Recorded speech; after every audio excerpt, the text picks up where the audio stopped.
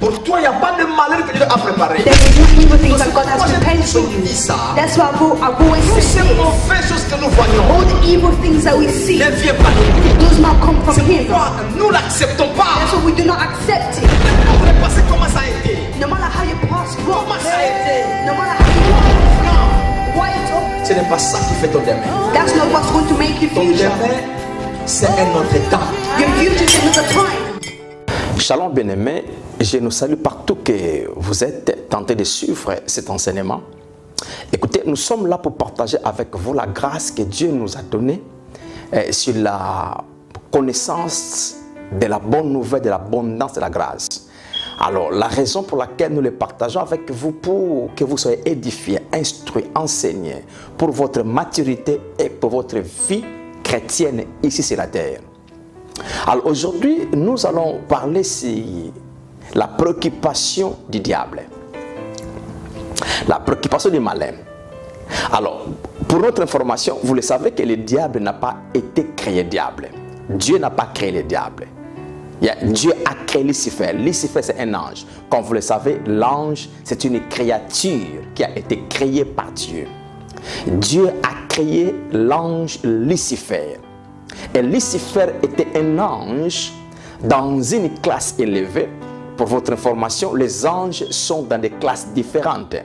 Si nous étudions si l'armée angélique ou les ministères angéliques, nous allons voir, il y a des séraphines, il y a des chérubins, il y a les anges messagers. Donc, il y a des classes et des classes. Alors, Lucifer était dans une classe élevée des anges et il était auprès de Dieu, au service de Dieu. Alors, pour votre information, Lucifer, qui est devenu le diable, après avoir décevoir l'homme, et il a reçu tout le pouvoir, toute l'autorité, et tout ce que l'homme avait, qui lui a été donné par Dieu, pour vivre avec sur la terre. Alors, Lucifer est devenu Satan, parce que, premièrement, pour qu'il soit Satan, il a été rejeté, parce qu'il voulait prendre la place de Dieu, comme vous le savez. Alors, comme Lucifer était un ange auprès de Dieu, il connaît Dieu bien et il connaît comment Dieu fonctionne. Comprenons ceci maintenant. Lucifer connaît Dieu et il connaît comment Dieu fonctionne. Alors, lorsqu'il est devenu Satan, jeté sur la terre à cause de son orgueil, et il est venu décevoir l'homme, alors c'est là maintenant sa mission. Il travaille dur. Pour qui? Pour les êtres humains. Pour quelle raison? Pour que les êtres humains n'arrivent pas à vivre le plan de Dieu complètement dans leur vie. Alors comment il fait ça? Comme vous le savez, tout ange est illégal sur la planète Terre. Parce que l'ange est un esprit. Et tout esprit, laisse-moi dire ça comme ceci, tout esprit sans un corps humain est illégal sur la terre. Seul l'esprit qui a un corps humain qui est légal de fonctionner librement sur la terre. Alors Lucifer, étant que diable, il était un ange, maintenant il est un esprit aussi et il est illégal sur la terre. Mais qu'est-ce qu'il fait? Il travaille avec des stratégies, avec des systèmes. Laisse-moi vous dire ça, bien-aimé. Le diable n'est pas un idiot. Le diable, il connaît bien comment fonctionner pour qu'il puisse prendre les gens dans ce piège, afin que les gens ne vivent pas ce que Dieu a préparé pour eux. Maintenant, comment il fait ça? Nous allons voir la Bible. Prenons la Bible maintenant. Lisons 2 Corinthiens chapitre 4, verset 4. Commençons par là. 2 Corinthiens 4, 4. Nous devons comprendre tout ça. Et ça va beaucoup nous aider à savoir quoi faire, comment vivre. Et quelle est notre responsabilité pour que la gloire de Dieu, la puissance de Dieu puisse se manifester facilement en nous. Écoutez, 2 Corinthiens, le chapitre 4. Lisons le verset 3 et je vais aller aussi au verset 4. Si notre évangile est encore voilé, il est voilé pour ceux qui périssent. Verset 4. Pour les incrédules dont le Dieu de ce siècle a aveuglé les pensées, dans d'autres versions on dit l'intelligence, afin qu'ils ne voient pas resplendir le glorieux évangile du Christ, qui est l'image de Dieu. Si nous allons mot par mot au verset 4, nous allons voir que pour les incrédules dont le Dieu de ce siècle, dans d'autres versions on dit le Dieu de ce monde, dont le diable est appelé Dieu de ce monde, avec Dieu là, avec le petit d. Si nous étudions la Bible, nous allons voir que le diable de la Bible est représenté différemment. Dans Matthieu 12, le diable est cité comme le prince des démons. Dans Éphésiens 2, le diable est cité comme le prince de la puissance de l'air.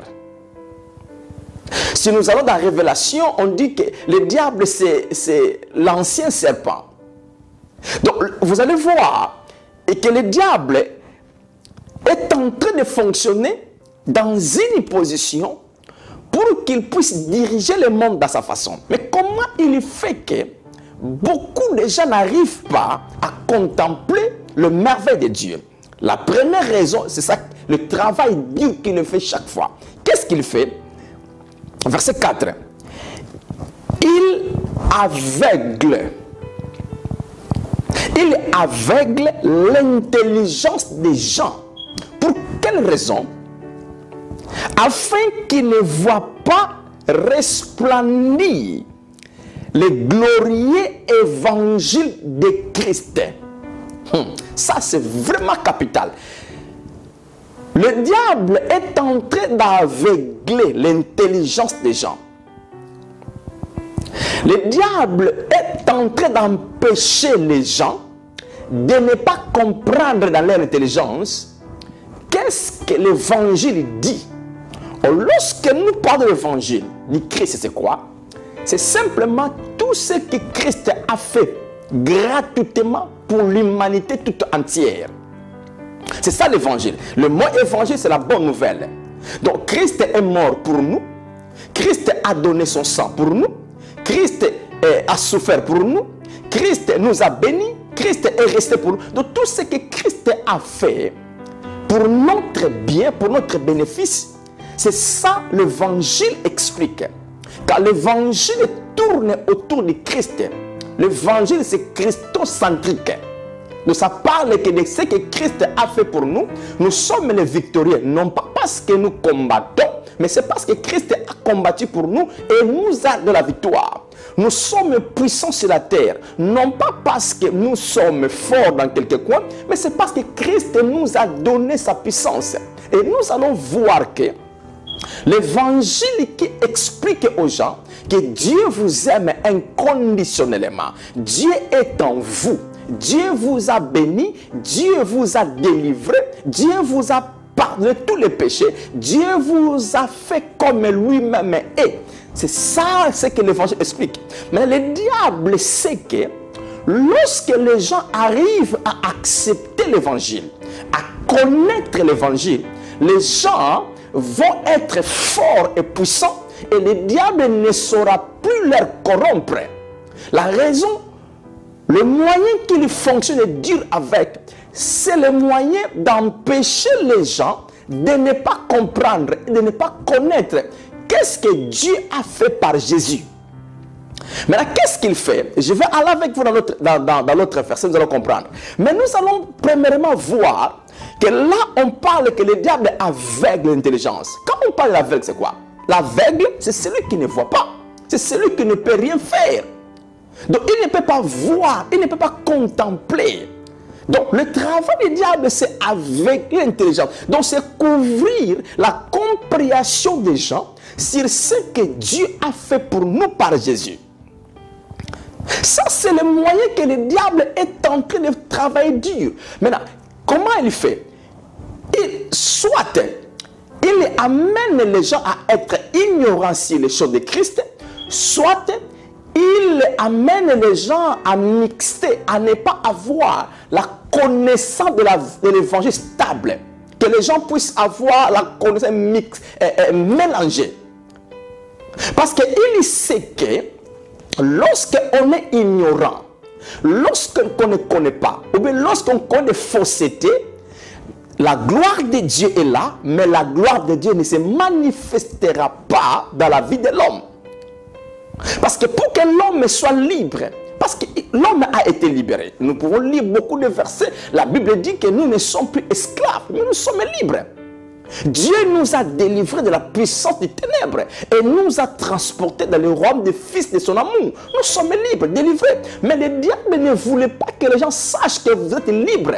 Il montre aux gens une autre face. Donc ça, c'est le moyen qu'il travaille, dit, se rendre les gens ignorants ou bien mélanger la connaissance des gens avec les faussetés. Ça, c'est un maintenant.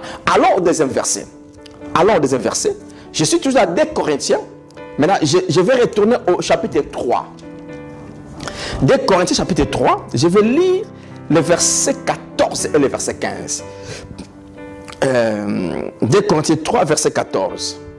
Permettez-moi de commencer au verset 14. On devait commencer au verset même 10 parce que c'est un texte qui a un contexte.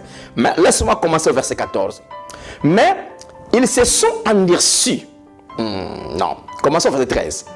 Nous ne faisons pas comme Moïse qui mettait un voile sur son visage pour que les fils d'Israël ne fixent pas le regard sur la fin de ce qui est passager. 14. Mais ils se sont endurcis dans leurs pensées.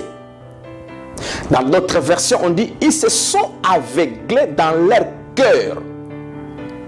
Parce que le mot endurci ici, si nous prenons la version King James ne parle pas endurci, parle de l'aveuglé. Et le mot penser que là, c'est le mot cœur. C'est pourquoi le traducteur de Louis II, il a utilisé le mot endurci, parce que le mot poro en grec, qui signifie endurci ou bien aveuglé. Donc ça c'est le même sens. Alors là maintenant, mais ils se sont endurcis dans leur cœur, car jusqu'à ce jour, quand ils font la lecture de l'Ancien Testament, le même voile demeure. Il n'est pas enlevé parce qu'il ne disparaît qu'en Christ. Verset 15.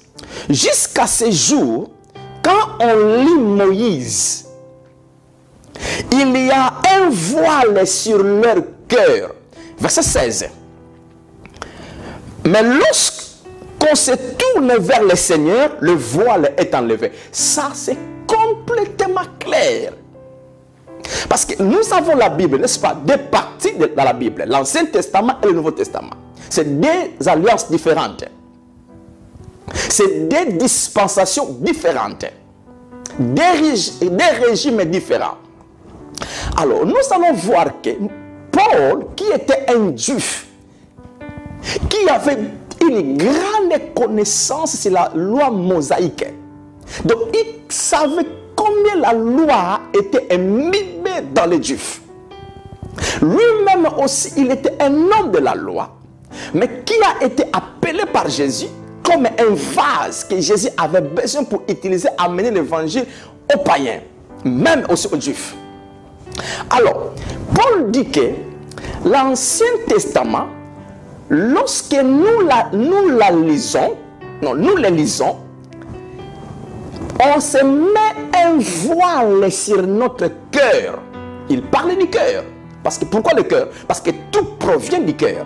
Ce que le cœur a, c'est ce qui s'est fait dans le corps. Il dit que comme Moïse est venu de la montagne de Sinaï, plein de la gloire de Dieu sur sa face, et Moïse a couvert sa face pour que les gens ne voient pas la gloire de Dieu. Alors il dit que c'est la même chose lorsque nous passons du temps à étudier, à lire l'Ancien Testament, le même voile qui était sur Moïse, maintenant n'est pas sur notre face, comme était à Moïse, mais chez nous, c'est le cœur. Donc le cœur ne saura pas comprendre l'amour inconditionnel de Dieu. Parce que l'amour inconditionnel, la grâce de Dieu, n'est pas définie correctement dans l'Ancien Testament. Les gens de l'Ancien Testament n'ont pas contemplé l'amour inconditionnel de Dieu. C'est pourquoi Paul dit, en lisant, en étudiant, en se focalisant, en ayant la mentalité de l'Ancien Testament, on se met un voile dans le cœur. Donc, la gloire que nous avons dans notre cœur ne saura pas toucher notre extérieur. C'est pourquoi l'apôtre Paul est en train d'expliquer qu'il faut faire attention. Le diable, comme il sait comment empêcher la puissance de Dieu dans l'homme de se manifester, il amène les gens à se limiter seulement dans l'Ancien Testament. Or, l'Ancien Testament, écoutez ceci, c'est l'ombre des choses à venir, et ces choses à venir sont déjà là.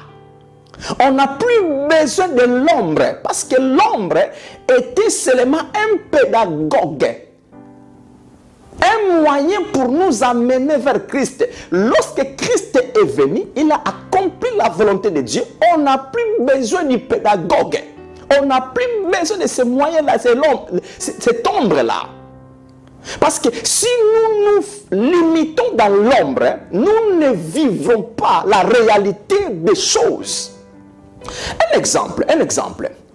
Vous savez, dans des pays qui fait très chaud, lorsqu'on est 12 heures, vous allez voir l'ombre de la personne s'allonge et ça avance devant l'homme. Ça précède l'homme, je veux dire. Maintenant, je fais un exemple. J'arrive dans un coin de la rue, la parcelle qui est là est bien clôturée. Lorsque je me mets au coin, vous allez voir que mon ombre est sorti hors de la rue, mais moi je ne suis pas encore sorti à la rue. Moi je suis encore au coin, caché au mur. Mais mon ombre est déjà là. Mais les gens peuvent voir l'ombre et ils me voient par l'ombre. Oh, voilà l'ombre de la personne. Voilà l'ombre de la personne. Qui est là? Qui est là? L'ombre, l'ombre. Mais lorsque maintenant je sors physiquement, ils n'auront plus besoin de mon ombre parce que moi physiquement je suis là. C'est la même chose avec une photo. Lorsque les gens veulent voir, vous voyez frère Charles, celui-là c'est frère Charles. Ah, celui-là c'est la personne qui nous enseigne, c'est l'abondance, de la bonne nouvelle, la bonne de la grâce. C'est ce que Christ a fait inconditionnel pour nous. Voilà sa photo. Tu me vois par la photo et tu me regardes chaque jour. Mais le jour que je serai chez vous, face à face, physiquement, tu n'auras plus besoin de cette photo-là. Parce que je suis avec vous. C'est la même chose avec l'Ancien Testament. L'Ancien Testament nous parle des choses qui étaient cachées sur Christ. Mais lorsque Christ est venu, on n'a plus besoin de se limiter dans l'Ancien Testament. Écoutez, la question, frère Charles, est-ce qu'on doit éviter de lire l'Ancien Testament? Je ne dis pas ça, je dis non. Non, on doit lire l'Ancien Testament parce que c'est un pédagogue qui nous a montré Christ. Mais on doit la lire, l'Ancien Testament. On doit la lire dans la lumière de ce que Jésus a fait à la croix, à sa souffrance et à la résurrection. Comprenons ça. Donc chaque fois quand je lis l'Ancien Testament, je dois avoir la connaissance. Qu'est-ce que Jésus a fait? Si je n'ai pas la connaissance de la nouvelle alliance, l'Ancien Testament ne me donnera pas la vie. Laisse-moi dire ça clairement. L'Ancien Testament sera pour vous comme une histoire. C'est pourquoi Jésus a dit une chose. Dans Luc 24, écoutez ceci. Luc 24, laisse-moi lire les versets 44. 44 et 45. Yeah? 44, 45. Et je vais retourner au verset 27 aussi. Écoutez. Puis il leur dit, c'est là ce que je vous disais lorsque j'étais encore avec vous. Il fallait que s'accomplisse tout ce qui était écrit de moi dans la loi de Moïse, dans le prophète et dans le psaume. Verset 45. Alors, il leur ouvrit la compréhension. Il leur ouvrit l'intelligence pour qu'ils comprennent les Écritures. Il leur dit tout ce que Moïse avait dit, tout ce que les psaumes ont dit, tout ce que les prophètes ont dit, ça concernait moi. Mais moi, je n'étais pas là physiquement. Mais comme je suis venu, cela, c'est déjà accompli. C'est ça qu'il dit au verset 27. 27, il dit, comme Luc 24, 27. Et commençant par Moïse et par tous les prophètes, il leur expliqua dans toutes les Écritures ce qui les concernait. C'est pourquoi ici au 44, il dit, j'étais encore avec vous, il fallait que s'accomplisse tout ce que Moïse, les psaumes et les prophètes ont dit. Il fallait que ça s'accomplisse. Maintenant, c'est accompli oui ou non? C'est déjà accompli. C'est déjà accompli. Alors, si nous ne faisons pas attention, le diable nous amène seulement à nous limiter à la mentalité de la loi de Moïse, à la connaissance de Moïse, sans avoir la connaissance de Jésus-Christ. Tout ce qu'il a fait pour nous, c'est là où les gens ne sont pas tentés de vivre la vie chrétienne dans sa plénitude. Écoutez, frères et sœurs, tout enfant de Dieu, vous avez la vie de Dieu en vous. Vous avez Zoé. Frères et sœurs, ça, ce n'est pas une chose à négliger ou à prendre superficiellement. Vous avez Zoé en vous. Zoé. Ces Zoé-là, c'est la vie de Dieu dans votre vie. C'est ça qui fait que votre corps doit être touché par Zoé. Votre sang, votre cerveau, tout ce qui vous concerne doit être touché par la vie de Dieu qui est en vous. Vous n'êtes pas naturel. Vous êtes surnaturel, enfant de Dieu. Mais le problème, c'est quoi? Parce que le diable ne veut pas que nous, les enfants de Dieu, nous arrivions à avoir ce type de connaissances. C'est pourquoi il aveugle l'intelligence des gens pour qu'ils ne contemplent pas la gloire de l'évangile du Christ. Et il amène les gens à se limiter à l'ombre dans l'Ancien Testament. Ils ne veulent pas que les gens comprennent la nouvelle alliance. Parce qu'il le sait, lorsque nous comprenons la nouvelle alliance, frères et sœurs, les vies ne seront plus les mêmes. Nous allons vivre la vie que Dieu nous a donnée sur la planète Terre. Cette vie que nous avons, ce n'est pas dans le ciel, c'est ici. C'est pourquoi Jean, dans 1 Jean, le chapitre 5, il dit ceci. Je vous ai écrit ces choses. Là, c'est le verset 13. Afin que vous sachiez, vous avez la vie éternelle, vous qui croyez au Fils de Dieu. Alléluia. Vous avez la vie éternelle, vous n'aurez pas, vous avez Zoé en vous. Les Zoé que nous avons, frères et sœurs, ça doit faire la différence dans nos vies. C'est pourquoi vous allez voir, l'homme comme l'apôtre Paul, lorsque vous étudiez les épîtres de Paul, si vous ne changez pas la vie, vous n'avez pas encore arrivé au point de comprendre l'évangile. Parce que c'est Paul qui nous a détaillé la vie que nous avons en Christ.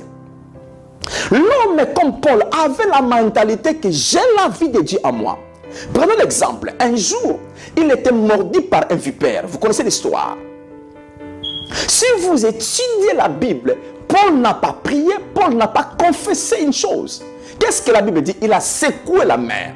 Le vipère est tombé dans le feu.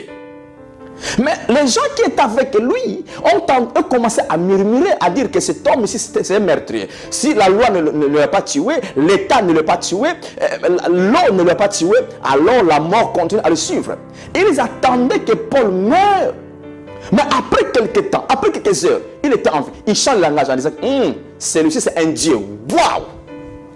Paul connaissait ces choses. Il avait Zoé. C'est celui qui avait dit que ce n'est plus moi qui vis, c'est Christ qui vit en moi. Enfant de Dieu, je vous en supplie. Nous devons focaliser notre vie. Christ a accompli les choses qui doivent nous faire vivre la vie de Dieu en nous et faire la différence dans nos vies sur la terre. Mais le diable est en train de bosser dur pour que l'Église n'arrive pas à contempler le merveille de Dieu. Si je prends l'évangile de Saint Matthieu dans le chapitre 13, au verset 19, la Bible dit ceci, écoutez ceci. Saint Matthieu, le chapitre 13, le verset 19. Écoutez ce que la Bible dit.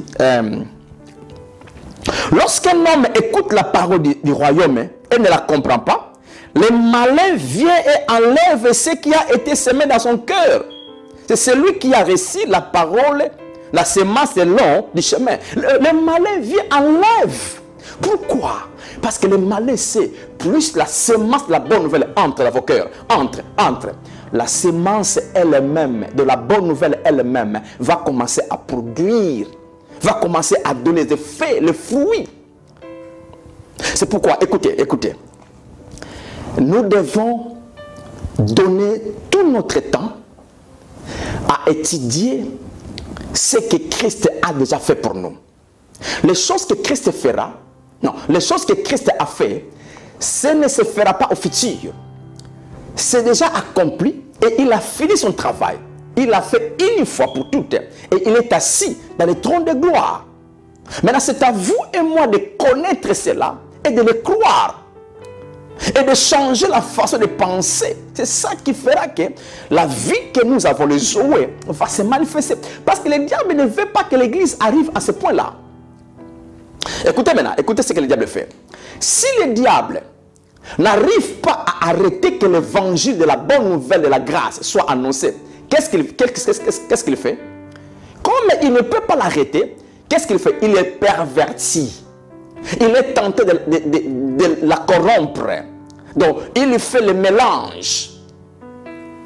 Parce qu'il sait qu'il ne peut pas arrêter que les gens n'annoncent pas l'évangile. Comme il y a des gens qui se lèvent à annoncer l'évangile, alors qu'est-ce qu'il fait? Il aussi envoie certaines personnes pour amener certaines choses, pour embrouiller les gens. C'est pourquoi Paul dit, dans Galates chapitre 1, le verset 6 jusqu'à 9, il dit, même si un ange vient du ciel, vous annoncez un autre évangile que moi, Paul, je ne vous ai pas annoncé, que cet ange-là soit anathème. Écoutez, faire un défi à l'ange, un messager de Dieu, parce que Paul savait que le message qu'il a annoncé, c'est la bonne nouvelle de la grâce, c'était le message venant de la révélation qu'il avait reçue du Christ. Donc c'est ça, c'est pourquoi il dit, il n'y a qu'un seul évangile, il n'y a pas deux évangiles. Si la personne ne prêche pas Christ, donc il vous trouble. Parce que l'évangile doit tourner autour du Christ. C'est pourquoi il dit, nous devons prêcher l'évangile parce que l'évangile, c'est une nécessité. Là, je suis maintenant dans 1 Corinthiens 9, si vous lisez le verset 16. Paul dit que pour moi, prêcher l'évangile, c'est une nécessité. Pourquoi? Parce que si je n'annonce pas l'évangile, les gens ne seront pas sauvés. Car il dit maintenant dans Romains chapitre 1, le verset 16 à 17, il dit, ça j'aime ça, il dit, je n'ai pas honte de l'évangile, car c'est la puissance de Dieu pour le salut de quiconque croit, pour les Juifs premièrement, et puis pour les Grecs. Et il dit au verset 17, par l'évangile que la justice de l'homme est révélée par la foi et pour la foi. My goodness. Donc l'évangile, c'est la puissance de Dieu. C'est pourquoi le diable sait. Le diable connaît toutes ces choses. Je vous ai dit que le diable n'est pas un idiot. Il connaît tout ça. C'est pourquoi il ne veut pas que l'évangile soit annoncé librement aux gens. Ah, pourquoi? Parce que l'évangile, c'est la puissance de Dieu pour la guérison, pour les miracles, pour la protection, pour la sécurité, pour la prospérité de celui qui croit. Waouh! La raison pour laquelle, frères et sœurs, nous devons être à mesure de proclamer cette bonne nouvelle. Laisse-moi dire ça comme ça. C'est une impérative pour nous d'annoncer la bonne nouvelle de l'abondance de la grâce. Car cette bonne nouvelle-là, c'est ça qui sauve les gens. Quand on dit sauver, ce n'est pas seulement entrer au ciel ou être pardonné, mais c'est vivre Zoé. Lorsque vous acceptez Jésus, vous avez Zoé, la vie de Dieu en vous. Maintenant, vous allez vivre cette vie-là. Mais comment? Par l'évangile. L'évangile, c'est la puissance de Dieu. C'est pourquoi vous allez voir, le malin est tenté de travailler dur. Empêcher que l'évangile soit annoncé. C'est pourquoi Paul dit dans 1 Timothée 4, au verset, je crois que 8, il dit que j'ai besoin de venir vers vous, partager avec vous la grâce de Dieu. Mais jusque-là, je suis toujours empêché. Donc, pour voir comment la place de la bonne nouvelle doit prendre place dans le cœur des gens. Prenons encore quelque chose que Paul, je crois que le livre des Actes des Apôtres nous dit. Écoutez, au chapitre 15, verset 1. Quelques hommes venus de la Judée enseignaient les frères et disaient, si vous ne vous faites pas circoncire, selon la coutume de Moïse, vous ne pouvez être sauvés. Ça, c'est le mélange. Paul est entré, ça maintenant, si vous étudiez le chapitre 15 de Actes, c'est là où Paul est allé en conférence aux apôtres qui étaient à Jérusalem à cause de ce type de choses. Paul est en train d'annoncer la bonne nouvelle de la grâce en disant que lorsque vous croyez en Christ, vous croyez Jésus, vous êtes sauvés, vos péchés ont été pardonnés et tout ce que Christ a fait devient votre vie. Mais les gens, les juifs qui viennent quelque part, en disant que non, ce n'est pas seulement croire, vous devez aussi continuer à pratiquer la loi de Moïse. C'est le mélange. Donc vous allez voir que si je continue à aller au chapitre 15, c'est comme on avait lu, Paul dit dans 2 Corinthiens 3, le verset 14 et 15, que lorsqu'on lit Moïse, lorsqu'on étudie Moïse, lorsqu'on a la mentalité de Moïse, on se met un voile sur le cœur. C'est là où Paul, Luc qui dit dans Acte 15, il dit que jusqu'à présent, Moïse est prêché dans beaucoup de villes. Moïse est prêché jusqu'à présent. Mais comprenons que lorsque ces gens écrivaient ces choses, ils ne les écrivaient pas aux païens, ils écrivaient aux églises, aux enfants de Dieu. À savoir que jusqu'à présent, Moïse continue à être prêché. Lorsqu'on prêche Moïse, qu'est-ce qu'on fait? On voile le cœur des gens pour ne pas contempler la puissance de l'évangile. Donc bien aimé, là nous devons maintenant prendre conscience que pour votre liberté, pour votre vie stable sur la terre, je ne parle pas du ciel parce que nous avons Zoé dans la vie que nous avons ici sur la terre. Pour que vous soyez tranquille, tu dors comme un bébé. Ton corps fonctionne correctement. Bien aimé, vous et moi, nous avons besoin de connaître pourquoi Jésus-Christ a souffert. Pourquoi il a été tué à la croix, crucifié. Pourquoi il a été enterré, pourquoi il est ressuscité et pourquoi il est assis sur le trône de gloire. Nous devons connaître, c'est là où l'évangile tourne. L'évangile ne tourne pas dans d'autres choses. L'évangile tourne sur Christ. Lorsque nous comprenons ça, c'est là, nous n'allons pas faire des efforts. La vie que nous avons Zoé va commencer à faire manifester sa puissance dans tous les domaines qui nous concernent. Ça, c'est la garantie, frères et sœurs. Nous devons le savoir que le diable n'est pas tranquille. Il est tenté de travailler pour accomplir ce qu'on a étudié aujourd'hui. Empêcher les gens de ne pas connaître l'évangile de Christ. Et puis, pousser les gens à se focaliser seulement sur l'Ancien Testament, sur la loi de Moïse. Et c'est ce qu'on voit aujourd'hui. Quand les gens parlent de beaucoup de choses, ils parlent des liens, de la famille, ils parlent, si tu ne fais pas ça, Dieu ne fera pas ça. Ça, c'est la loi de Moïse. Parce que ce n'est pas l'homme qui fait premièrement au temps de la grâce. C'est Dieu qui a fait pour nous et nous nous acceptons. Parce que nous sommes au temps de recevoir. Tout a été déjà fait. Christ a tout accompli, Christ a tout fait. Et lorsque le Saint-Esprit est venu en vous, lorsque vous croyez, tout ce que Christ a fait est venu en vous abondamment. Maintenant, c'est le temps de recevoir. C'est le temps de croire ce que nous avons. Mais le diable ne veut pas que les gens arrivent à ce point-là. Le diable croit, il veut faire croire aux gens, c'est par tes efforts que Dieu te bénira. C'est par tes efforts que Dieu te pardonnera. C'est par tes efforts que Dieu t'acceptera. Ça, c'est la loi de Moïse. Ça, maintenant, on met le voile. C'est là où l'évangile ne fonctionne pas dans la vie des gens.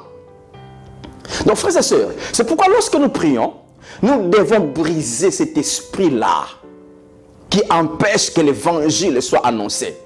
C'est pourquoi aujourd'hui, ce n'est plus facile. Ce n'est pas facile aujourd'hui pour faire pénétrer l'évangile dans les cœurs des gens. Ce n'est pas facile. Parce que le diable dans des années et des années, a planté ce type de choses. A planté la loi de Moïse dans les cœurs des gens. A planté l'aveuglement de ne pas connaître l'évangile dans les cœurs des gens. Maintenant, annoncer l'évangile aujourd'hui, ça semble comme une nouvelle information aux gens. Et ce n'est pas facile que ça pénètre. La raison, nous devons briser cet esprit-là lorsque nous prions. L'esprit qui empêche que l'évangile ne soit pas annoncé, ne peine dans le cœur, je le brise au nom de Jésus. Et aussi, nous devons prier le maître de la moisson, qui connaît que la moisson est déjà mûre, qu'il envoie les serviteurs de la bonne nouvelle, de l'abondance de la grâce. Parce qu'on doit annoncer cette bonne nouvelle. C'est pourquoi Christ, Jésus, ne viendra pas encore maintenant, parce qu'il avait dit, jusqu'à ce que cette bonne nouvelle sera annoncée partout dans le monde. Et après viendra la fin. Mais cette bonne nouvelle de Jésus, la grâce de Dieu, ce n'est pas encore connu. Ça semble comme une nouvelle, ce n'est pas nouveau. Paul l'a annoncé depuis des années. Ça fait bientôt 2000 ans que Paul a annoncé cet évangile. Mais le diable sait qu'il ne peut pas laisser l'évangile soit annoncé librement. Il est en train d'empêcher les gens de ne pas connaître ou bien il les pervertit. Il corrompt l'évangile en envoyant certaines personnes, des faux enseignants, de dire autre chose que ce que Christ avait fait. Donc, bien aimé, moi je crois, c'est pourquoi vous allez voir la Bible. Jésus dira que vous connaîtrez la vérité. Et la vérité vous rendra libre. Ça sont des principes de la vie chrétienne. Vous connaîtrez la vérité. De la vérité qu'on connaît, c'est ce qui nous rend libre. La vérité qu'on ne connaît pas ne fonctionne pas. C'est là où Dieu dira encore dans Timothée, Dieu dit que je veux que tous les hommes soient sauvés. Et après avoir été sauvés, qu'ils parviennent à la connaissance de la vérité. Pourquoi Dieu insiste dans ces choses-là? C'est parce qu'il sait la force de la connaissance de la vérité. Quand on parle de la vérité, écoutez, je n'ai pas le temps, peut-être je ferai j'aurai un autre temps d'expliquer ça. La vérité, ce n'est pas connaître les sorciers les sorciers. Ce n'est pas connaître les démons, ce n'est pas connaître les liens. Non, ce n'est pas ça la vérité. Beaucoup de gens ont tourné le sens de ça. Lorsqu'on dit vous connaîtrez la vérité, vous connaîtrez l'évangile. Parce que les mots vérité, si vous lisez Colossiens chapitre 1, vous allez voir que c'est l'évangile. La vérité, c'est Christ lui-même. C'est l'évangile, c'est ce qu'il a fait pour nous. C'est ça la vérité. Lorsque vous connaîtrez ce que Christ a fait complètement pour vous, pour nous, nous allons vivre une vie libre. Nous avions été appelés à la liberté, non pas à l'esclavagisme. Non, nous sommes libres. Nous sommes libres, frères et sœurs. Mais ce qui fait que beaucoup de gens ne vivent pas cette vie-là que nous avons, c'est simplement parce que le diable est en train d'empêcher que les gens ne connaissent pas la bonne nouvelle de la grâce de Dieu. C'est ce que Christ a fait. Yeah. Donc, écoutez, je m'arrête par là. Je crois que avec ces petits mots, vous avez compris la place du diable. C'est pourquoi, écoutez, l'ignorance est défiée non pas par la prière. La fausse connaissance est défiée non pas par la prière. L'ignorance est défiée à la connaissance. C'est pourquoi Dieu savait que mon peuple périt par faute de connaissance. Qu'est-ce qu'il a fait? Il a envoyé la connaissance. La Bible, il a envoyé la parole. La parole est venue vers les siens. Parce que pour combattre, pour défier l'ignorance, on doit donner la connaissance. Et Dieu savait que le diable a mis la fausseté, les faux enseignements sur la terre. Qu'est-ce que Dieu a fait? Il a envoyé la vérité. La vérité. Jésus est la vérité. Donc lorsque maintenant nous voulons défier l'ignorance, défier la fausseté, le mensonge du diable, ce n'est pas par de prière. Nous devons chercher à coller la vérité. Parce que le diable, c'est un menteur. Il a commencé à mentir depuis. Il est parti chez Ève, a menti Ève, et le monde est comme il est à cause de son mensonge. C'est pourquoi Jésus lui appelle dans Jean chapitre 8, 44, il dit qu'il est le père des mensonges. Le diable n'a pas la vérité. Or, là où il y a du mensonge, il y a la vérité. Le mensonge provient que de la vérité. Donc, on tord l'essence de la vérité pour que la vérité ne soit pas connue. C'est ça que le diable fait. Alors, comprenons ça, frères et sœurs.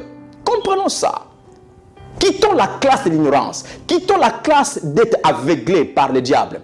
Cherchons à connaître la vérité. Yeah. Merci beaucoup. Que la grâce de Dieu continue à se multiplier en vous.